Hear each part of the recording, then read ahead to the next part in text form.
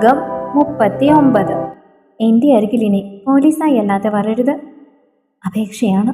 ചെല്ല്. അവൻ്റെ ചുവന്ന കണ്ണുകളിൽ നിന്നും കണ്ണുനീർ ധാരയായി ഒഴുകിയത് അവൾ കണ്ടു. അവളുടെ നെഞ്ചാണ് ആ നിമിഷം പിടഞ്ഞത്. ആ പോലീസ് സ്റ്റേഷനിൽ നിന്നും സർവം തകർന്നവനെ പോലെയായിരുന്നു അവൻ പുറത്തേക്ക് ഇറങ്ങിയിരുന്നത്. അവൻ ഈ ഒരു അവസ്ഥയിൽ കണ്ട് കിരണിനും സഹിക്കാൻ സാധിക്കുന്നുണ്ടായിരുന്നില്ല.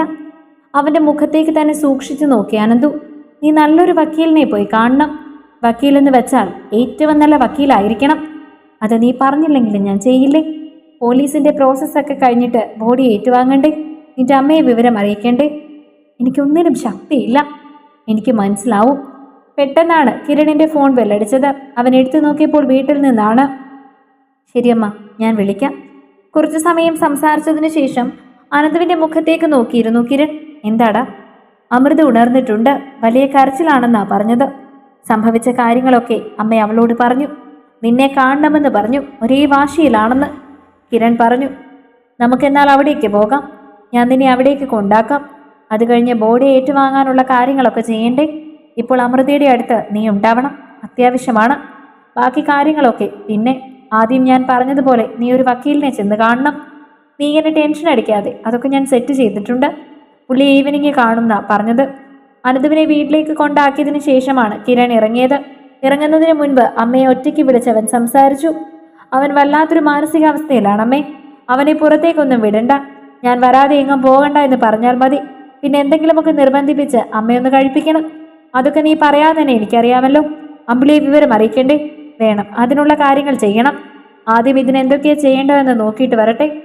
അനന്തുവിനെ കണ്ടതും അമൃത പൊട്ടിക്കരഞ്ഞ് അവൻ്റെ നെഞ്ചിലേക്ക് വീണിരുന്നു. മോള് പേടിച്ചു പോയോ? അവളുടെ മുടിയിൽ തഴുകിക്കൊണ്ട് അവൻ ചോദിച്ചു. ആ ചേച്ചി എവിടെ? പോലീസ് സ്റ്റേഷനിലുണ്ട്. ഒരിക്കൽ പോലും എന്നോട് പറഞ്ഞില്ലല്ലോ നിങ്ങൾ തമ്മിൽ ഇഷ്ടത്തിലാണെന്ന്. ഞാൻ കാരണമല്ലേ ചേച്ചിയും ചേട്ടനും ഇത്രയും ബുദ്ധിമുട്ടും വിഷമങ്ങളും അനുഭവിക്കേണ്ടി വരുന്നത്? കുറ്റബോധം പേറി അവളുടെ മറുപടി കേട്ടപ്പോൾ അവൻ അവളോട് വാത്സല്യമാണ് തോന്നിയത്. അല്ല മോളെ, ഇത് നമ്മുടെ വിധിയാണ്. ജീവിതകാലം മുഴുവൻ ഇങ്ങനെ ഈ വിധി നമ്മളെ തുടർന്നുകൊണ്ടിരിക്കും. അത് നമ്മുടെ ജന്മദോഷമാണ്. ആ സന്തോഷം നമുക്ക് വിധിച്ചിട്ടില്ല ഈശ്വരൻ. പക്ഷേ അയാൾ മരിക്കേണ്ടതായിരുന്നു. നിങ്ങളൊരു ജീവിതം ആഗ്രഹിച്ചിട്ട്, ഒരു ജീവിതം, ഒരു നല്ല ജീവിതം എനിക്ക് എന്തെങ്കിലും കിട്ടിയിട്ടുണ്ടോ? അതിനുള്ള ഭാഗ്യം ഈ ഏട്ടനില്ല മോളെ. മാലാഖ പോലെ ഒരു പെണ്ണ് എൻ്റെ ജീവിതത്തിലേക്ക് വന്നതോടെ അവളുടെ ജീവിതവും ഇങ്ങനെയായി. ആ ഒരു വിഷമം മാത്രമേ എനിക്കുള്ളൂ. ഞാൻ പോലീസ് സ്റ്റേഷനിൽ വന്ന ഞാനാണ് അയാളെ കൊന്നതെന്ന് പറഞ്ഞാൽ ചേച്ചി വെറുതെ വിടുമോ? നിഷ്കളങ്കമായ അവളുടെ ആ ചോദ്യം കേട്ടപ്പോൾ അവൻ എന്തു മറുപടി പറയണമെന്ന് അറിയില്ലായിരുന്നു. അങ്ങനെയൊന്നും ചെയ്യാൻ പറ്റില്ല മോളെ. അവൾക്ക് വേണ്ടി നല്ലൊരു വക്കീലിനെ കണ്ടുപിടിക്കാൻ ഞാൻ കിരണിനോട് പറഞ്ഞിട്ടുണ്ട്. ബാക്കിയൊക്കെ ഈശ്വരൻ്റെ കയ്യിൽ. എൻ്റെ ജീവിതം ഇനി തീരുമാനിക്കുന്നത് ഈശ്വരൻ്റെ തീരുമാനങ്ങളാണ്. അത്രയും പറഞ്ഞവൻ തളർന്നു പോയവനെ പോലെ ആ കട്ടിലിൽ ഇരുന്നു.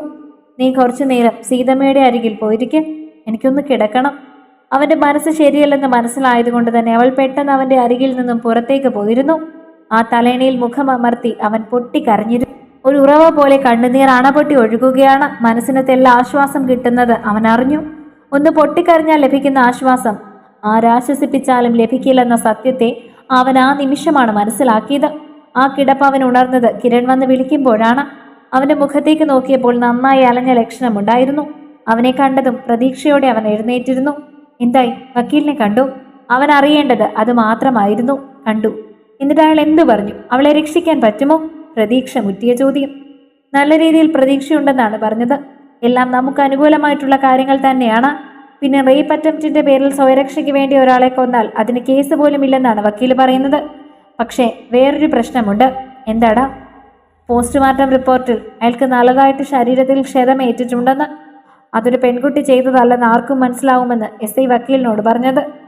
പക്ഷെ അവൾ തന്നെയാ കുറ്റം ചെയ്തതെന്ന് പറഞ്ഞ് ആ സ്റ്റേറ്റ്മെൻറ്റിൽ തന്നെ അവൾ ഉറച്ചു നിൽക്കുകയാണ്. അതുകൊണ്ട് അവർക്കൊന്നും ചെയ്യാൻ പറ്റുന്നില്ല. പിന്നെ അവരുടെ തെളിവുകൾ അത്ര സ്ട്രോങ്ങുമല്ല. എല്ലാം കൊണ്ടും നമുക്ക് ചാൻസ് ഉണ്ടെന്നാണ് പറയുന്നത്. നീ വിഷമിക്കാതെ. എനിക്ക് ഉറപ്പ് തന്നിട്ടുണ്ട്. കൂടിപ്പോയാൽ 2-3 വർഷം. അതിൽ കൂടുതൽ ശിക്ഷ അവൾക്ക് കിട്ടില്ല. കിരൺ അവനോട് പറഞ്ഞു. 3 വർഷമോ? അത്രയും കാലം അവൾ? അത് വലിയ സമയമൊന്നും അല്ലടാ. 3 ദിവസം പോലെ അങ്ങ് പോകും. 10-12 വർഷമായിരുന്നു കിട്ടുന്നതെങ്കിലോ അതിലും നല്ലതല്ലേ ഇത്? അവനൊന്ന് ഇരുത്തി മൂളി. അമ്മയെ അറിഞ്ഞോ? എന്നെ ശപിക്കുകയായിരിക്കും. അല്ല, ഒക്കെ അറിഞ്ഞപ്പോൾ പൊട്ടിക്കരഞ്ഞു. അവർ ചെയ്യേണ്ടതായിരുന്നു ഇതെന്ന് എന്നോട് പറഞ്ഞു. സ്വന്തം മോളുടെ നേരെ ആളുടെ കണ്ണുകൾ പാറുന്നുണ്ടെന്നറിയാൻ വൈകിപ്പോയല്ലോ എന്നോർത്താണ് നിന്റെ അമ്മ കരഞ്ഞത്. പിന്നെ നിന്റെ ജീവിതം വീണ്ടും അവർ കാരണം ഇങ്ങനെയായല്ലോ എന്നുള്ള കുറ്റബോധം പേറിയും. ബോഡി അയാളുടെ വീട്ടുകാർ തന്നെയാണ് കൊണ്ടുപോയത്. ആശുപത്രിയിൽ നിന്ന് അയാൾക്ക് ഭാര്യയും കുട്ടികളും ഉണ്ടായിരുന്നുവെന്ന് ഞാൻ ഇന്നാണ് അറിയുന്നത്. നിന്റെ അമ്മ എന്തൊക്കെയോ പറഞ്ഞു, പക്ഷെ അമ്മയൊന്നും മിണ്ടിയില്ല. അവർ മറ്റൊരു ലോകത്തായിരുന്നു എന്ന് തോന്നുന്നു. നീ അവളെ കണ്ടോ? കാണിച്ചില്ല. പിന്നെ നാളെ ഞാനും വക്കീലും കൂടി പോകുന്നുണ്ട്. നീ തന്നെ ചെയ്യണം എല്ലാ കാര്യങ്ങളും. എന്നെ കണ്ടാൽ ശക്തി ചോർന്നു പോകുമെന്നാണ് അവൾ പറഞ്ഞത്. എല്ലാത്തിനും ഞാനുണ്ടാവും. നീ സമാധാനമായിട്ടിരിക്കെ. നീ എന്നെ ഒന്ന് കെട്ടിപ്പിടിക്കാമോ? ഞാൻ വല്ലാതെ ഒറ്റയ്ക്കായതുപോലെ. കരഞ്ഞുകൊണ്ട് കിരണിന്റെ മുഖത്തേക്ക് നോക്കി അനന്തു. അത് ചോദിച്ചപ്പോൾ അവന്റെ ഹൃദയത്തിൽ ഒരു വേദന നിറഞ്ഞിരുന്നു. ഏറെ വേദനയോടെ തന്നെ അവൻ കിരണിനെ ചേർത്ത് പിടിച്ചു. നീ ഇങ്ങനെ തളർന്നു പോകലേ നന്ദു. അവന്റെ പുറത്തു തട്ടി ആശ്വസിപ്പിച്ചുകൊണ്ട് കിരൺ പറഞ്ഞു. അവളില്ലാതെ ഞാൻ മരിച്ചു പോകുമെടാ. അവൾ ഇത്രയും സ്നേഹിക്കുന്നുണ്ടെന്ന് ഞാൻ അറിഞ്ഞില്ല. അവൾ എന്നെ സ്നേഹിച്ചതിൻ്റെ 1% പോലും ഞാൻ അവൾക്ക് തിരിച്ചു കൊടുത്തിട്ടില്ല. അവഗണിച്ചിട്ടേ ഉള്ളൂ ഇന്നും. ഇപ്പോൾ അടുത്തുണ്ടായിരുന്നുവെങ്കിൽ സ്നേഹം കൊണ്ട് ഞാൻ അവളെ മൂടിയേനെ. സ്നേഹം ഉള്ളിൽ വയ്ക്കാനുള്ളതല്ല, പ്രകടിപ്പിക്കേണ്ടതാണെന്ന് ഇപ്പോഴാണ് എനിക്ക് മനസ്സിലാവുന്നത്. പൊട്ടിക്കരഞ്ഞുകൊണ്ട് അവൻ കിരണിന്റെ നെഞ്ചിൽ അഭയം പ്രാപിച്ചു. ഈ സമയത്ത് നീ ഇങ്ങനെ തളർന്നു പോയാലോ? നിന്റെ അമ്മയ്ക്കും പെങ്ങൾക്കുമൊക്കെ ഇപ്പോൾ ഒരു താങ്ങ് നീ മാത്രമാണ്. നടക്കാൻ പാടില്ലാത്തതൊക്കെ നടന്നു.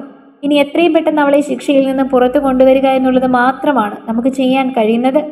അവൾ ഇത്രയൊക്കെ ത്യാഗം സഹിച്ചത് വെറുതെ ആവരുത്. ഞാൻ പറഞ്ഞത് എന്താണെന്ന് നിനക്ക് മനസ്സിലായിട്ടുണ്ടാവുമല്ലോ. അവൾ ഇത്രയും ത്യാഗം സഹിച്ച് അവളുടെ ജീവിതം തന്നെ വേണ്ടെന്ന് വെച്ചത് നിനക്ക് വേണ്ടിയാണ്. നീ ആഗ്രഹിക്കുന്ന ലക്ഷ്യത്തിലേക്ക് നീ എത്താൻ വേണ്ടി. ഇതിനിടയിൽ അക്കാര്യത്തെക്കുറിച്ച് നീ മറക്കാൻ പാടില്ല.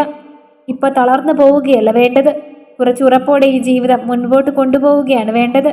വീട്ടിൽ അമ്മയുണ്ട്, നീ ചെന്ന് കാണണം. കിരൺ പറഞ്ഞു. ശരി, ഞാൻ അമ്മയൊന്ന് കണ്ടിട്ട് വരാം. കിരണിൽ നിന്നും അകന്ന് അവൻ വീട്ടിലേക്ക് നടന്നു തുടങ്ങിയിരുന്നു. വീട്ടിലേക്ക് എത്തിയപ്പോൾ തന്നെ കണ്ടു ഒരു മൂലയിൽ സർവം തകർന്ന പോലെ ഇരിക്കുന്ന അമ്മയെ. എന്തു പറഞ്ഞ് ആശ്വസിപ്പിക്കണമെന്ന് തനിക്ക് അറിയില്ലായിരുന്നു. അവരുടെ അരികിലേക്ക് അവൻ ചെന്നിരുന്നു. ഒന്നും പറയാതെ ആ മടിയിലേക്ക് കിടന്നു. ഒരു നിമിഷം അവന്റെ പ്രവൃത്തിയിൽ അത്ഭുതം തോന്നിയിരുന്നു അമ്പിളിക്ക്. എങ്കിലും ഒട്ടും മടിക്കാതെ ആ മാതൃഹൃദയം അവനെ തന്റെ കരങ്ങളാൽ പുണർന്ന് അവന്റെ നെറുകയിൽ തന്റെ വിരലുകളാൽ തലോടിയിരുന്നു. അമ്മയ്ക്ക് എന്നോട് ദേഷ്യമാകുമല്ലേ? വർഷങ്ങൾക്ക് ശേഷം ഒരു പരിഭവവും കലരാതെ ഏറെ കുറ്റബോധത്തോടെ അവൻ അവരോട് ചോദിച്ചു. എനിക്ക് ദേഷ്യം എന്നോട് മാത്രമാണ്. നീ പലവട്ടം പറഞ്ഞിട്ടുണ്ട് സ്വന്തം സുഖം തേടി അമ്മ പോയെന്ന്. അങ്ങനെയല്ല, എൻ്റെ മോനെ ഒരു കൈത്താങ്ങാകും അയാളെന്നാണ് ഞാൻ വിചാരിച്ചത്. പക്ഷെ സംഭവിച്ചത് അതായിരുന്നില്ല. സ്വന്തം മകളോട് പോലും ഇങ്ങനെ ഒരു പ്രവൃത്തി ചെയ്യാൻ മടിക്കാത്ത ഒരുവനെ ഈ വീട്ടിൽ കയറ്റിയതാണ് അമ്മ ചെയ്ത തെറ്റ്. നീ പറഞ്ഞതായിരുന്നു സത്യം. തെറ്റുപറ്റിയത് അമ്മയ്ക്കായിരുന്നു. അയാൾക്ക് ഉറപ്പില്ലായിരുന്നു അത്രേ അവൾ അയാളുടെ മോളാണെന്ന്. പലതവണ ഒളിഞ്ഞും തെളിഞ്ഞും കാര്യം പറഞ്ഞിട്ടുണ്ട്. പക്ഷെ ഇത്രത്തോളം നീചമായ രീതിയിൽ സ്വന്തം മകളെ പറ്റി ചിന്തിക്കുമെന്ന് ഞാൻ പ്രതീക്ഷിച്ചിരുന്നില്ല. എന്നോട് വാദിച്ച് ജയിക്കാൻ വേണ്ടിയുള്ള വാക്കുകൾ മാത്രമായിട്ടാണ് ഞാൻ അതിനെ കണ്ടിരുന്നത്. ആ കുട്ടി പാവം ഇവിടെ വന്നതുകൊണ്ട് അതിന് ആ ഒരു ഗതി ഉണ്ടായില്ലേ? പക്ഷേ ഈ വിധി അവൾക്ക് വേണ്ടി ഈശ്വരൻ മാറ്റിവെച്ചല്ലോ എന്നാണ് എനിക്ക് ദുഃഖം. അമ്മ ഒന്നും അറിഞ്ഞിട്ടില്ലെന്ന് ആ വാക്കുകളിൽ നിന്ന് തന്നെ അവന് മനസ്സിലായിരുന്നു. ഞാനൊരു കാര്യം പറഞ്ഞാൽ അമ്മ വളരെ സമാധാനത്തോടെ കേൾക്കണം. എന്താടാ? അമ്മ മോളോട് അയാൾ അങ്ങനെ കാണിച്ചു എന്നുള്ളത് വരെ അമ്മ അറിഞ്ഞിട്ടുള്ളൂ. പിന്നെ നടന്നതൊന്നും അറിഞ്ഞിട്ടില്ല. അമ്മ വിചാരിക്കുന്ന പോലെ ദിവ്യയല്ല അയാളെ. ഒരു നിമിഷം അവരിലൊരു ഞെട്ടൽ പടർന്നത് അവൻ വ്യക്തമായി തന്നെ ശ്രദ്ധിച്ചിരുന്നു.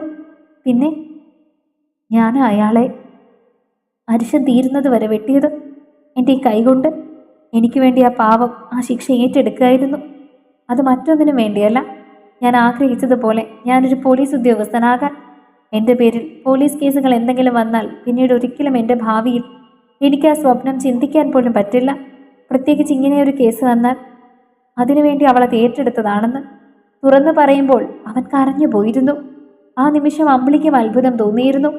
സ്വന്തം കാമുകനെ വിഷം കൊടുത്തു പോലും കൊല്ലാൻ മടിയില്ലാത്ത പെൺകുട്ടികളുള്ള ഒരു നാട്ടിലാണ് ഇവിടെ ഒരുവന് വേണ്ടി സ്വന്തം ജീവിതം പൂർണ്ണമായും വേണ്ടെന്നൊരുവൾ വെച്ചിരിക്കുന്നത്. എന്തൊക്കെയായി പറയുന്നത്? എനിക്ക് വിശ്വസിക്കാൻ സാധിക്കുന്നില്ല. ഒരു പെൺകുട്ടി ഇങ്ങനെ ഇന്നത്തെ കാലത്ത് ആരെങ്കിലും അങ്ങനെ ചെയ്യുമോ? അമ്മയുടെ ഇതേ ഞെട്ടൽ തന്നെയാണ് എനിക്കും ഉണ്ടായിരുന്നത്. അവൾ ഇങ്ങനെ ചെയ്തത് എന്നോടുള്ള സ്നേഹം കൊണ്ടാണ്. അത്രത്തോളം അവൾ എന്നെ സ്നേഹിച്ചിരുന്നുവെന്ന് എനിക്ക് മനസ്സിലാകുന്നത് ഈ നിമിഷമാണ്. ഞാൻ എന്ത് ചെയ്യുന്നതെന്ന് ഞാൻ ആ കുറ്റബോധം പേറിയാണ് ഇവിടെ നിൽക്കുന്നത്. ഞാൻ ചെയ്ത തെറ്റിന് ഒന്നും അറിയാത്തൊരു പെണ്ണെ ശിക്ഷിക്കപ്പെടുന്നു. നീയെക്കുറിച്ച് പതുക്കെ പറ. ഇനി ആരെങ്കിലും കേട്ടാൽ അത് മതി. തൽക്കാലം അവളുടെ ആഗ്രഹം പോലെ നീ ഇപ്പോൾ പുറത്തു നിൽക്കുന്നത് തന്നെയാണ് നല്ലത്. അവളുടെ കാര്യത്തിലാണെങ്കിലും മറ്റു കാര്യങ്ങൾക്കാണെങ്കിലും. അവൾ പറഞ്ഞതുപോലെ നിന്റെ ഭാവി മുരടിച്ചു പോവില്ലേ? അത്രയും നീ ആഗ്രഹിച്ചതല്ലേ? മാത്രമല്ല നിന്റെ അച്ഛൻ്റെയും വലിയ ആഗ്രഹമായിരുന്നു നീ ഒരു പോലീസുകാരനാകണമെന്നുള്ളത്.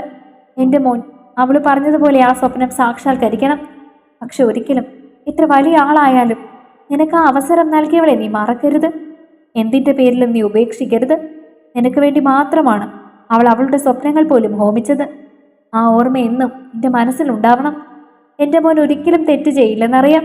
എങ്കിലും വലിയ ആളാവുമ്പോൾ അതിന് കാരണക്കാരിയായവളെ ഒരിക്കലും ഒരു കാരണവശാലും നീ മറന്നു പോകാൻ പാടില്ല.